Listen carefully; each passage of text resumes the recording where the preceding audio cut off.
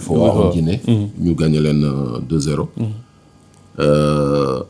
Même équipe bu Mali bi. di jouer nii. am na ñu nekkoon ci final boobu. CAN 2019 ñoom Bilal Touré Mamadou Camara ñi ngi ci seen équipe bi tey. donc c'est des jeunes yi nga xamante ni yàlla suturaal nañu ba on s'est pas trompé sur leur qualité. Voilà on s'est pas trompé sur leur qualité maanaam bi ñu leen gisee. ñu jàpp ni c'est des joueurs de niveau international. ñu indi leen en U20. liggéey ak ñoom. terewul bi ñu fa jógee. loolu ñu doon gis ci ñoom. que c'est des joueurs de niveau international confirmé nañ ko. nekk à l'étranger di jouer ba tey jii ñu nekkaat ci équipe A bi. donc voilà di am mbégte bu baax si ñoom. et puis di leen souhaiter ñu gën a am progression ci seen carrière. ba niveau bi ñu bëgg atteindre ñu atteindre ko. alors keroog Sénégal Soudan ñu gis benn paire axiale diggante Abdoulaye Seck ak Moussa Niakhaté ñu gis beaucoup d'errements défensifs est-ce que match boobu noonu wanewul li nga xamante ni moom mooy importance su Kalidou Koulibaly au niveau de la charnière centrale des Lions. Je crois que même si bu amuloon yooyu sax.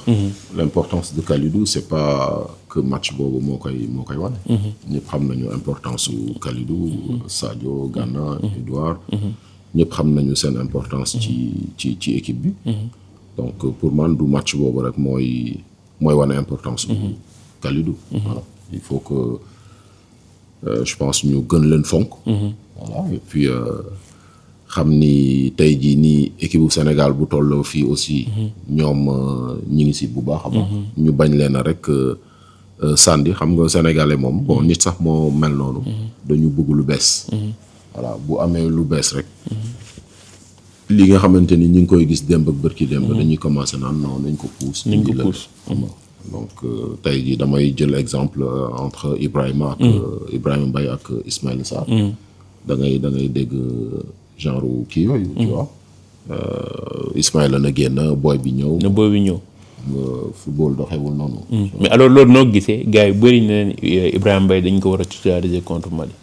waaw mais xam nga am nañu si bëri ñoo xamante ni peut-être sax du ñu seetaan Ibrahima réellement au PSG. peut-être ñu si bëri. Il a démarré des matchs avec le PSG. C'est pas un joueur constant.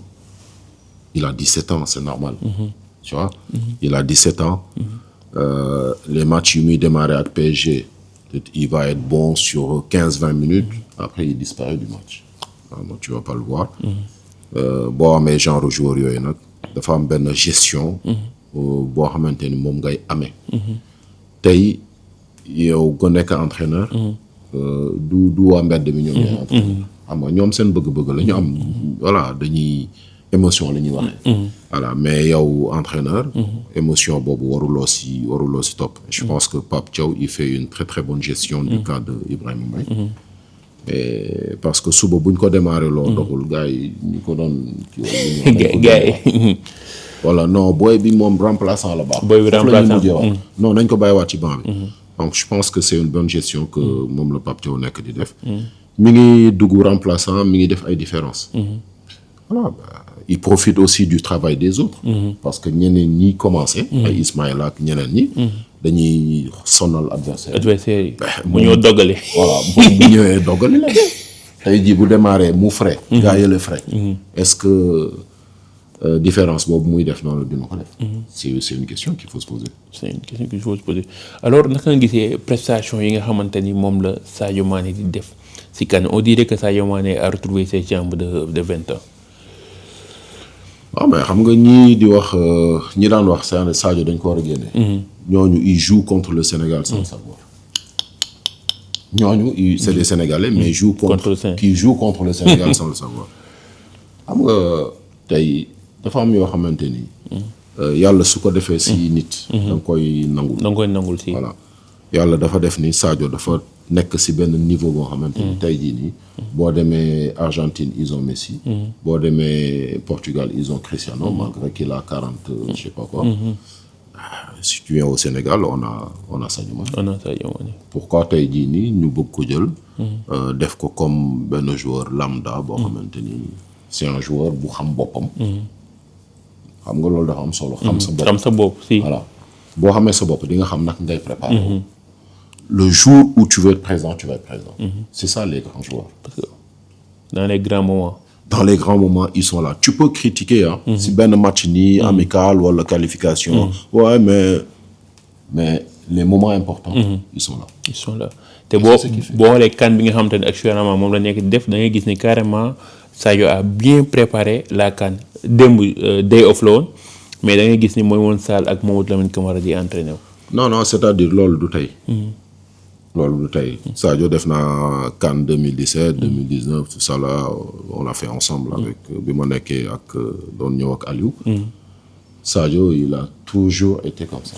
c'est-à-dire moom joueur bu ëpp lu muy nekk salle de soins. Sadio la. bon il y a les Kalidou maintenant. voilà mais Sadio il a toujours été comme ça. modèle de réussite là pour booy yi nga xamante ne dañuy aspirer am carrière bu mel ni moom. mais exactement loolu muy def noonu. toogul ba tey di ko soog il a toujours été comme ça. parce que xam nga dafa am loo xamante ni. boo ko comprendre en tant que sportif. da ngay avancer. maanaam sa outil de travail. mooy sa yaram. xam nga kii outil de travail am mooy caméra bi. da koy fonk. di nettoyer. di ko charger. di voilà bañ mu kii. joueur sa outil de travail mooy sa yaram. temps bi ngay jël sa téléphone di charger di fomp ak yu ngeen xamul. boo defoon temps boobu si sa yaram. da ngay gis njëriñ.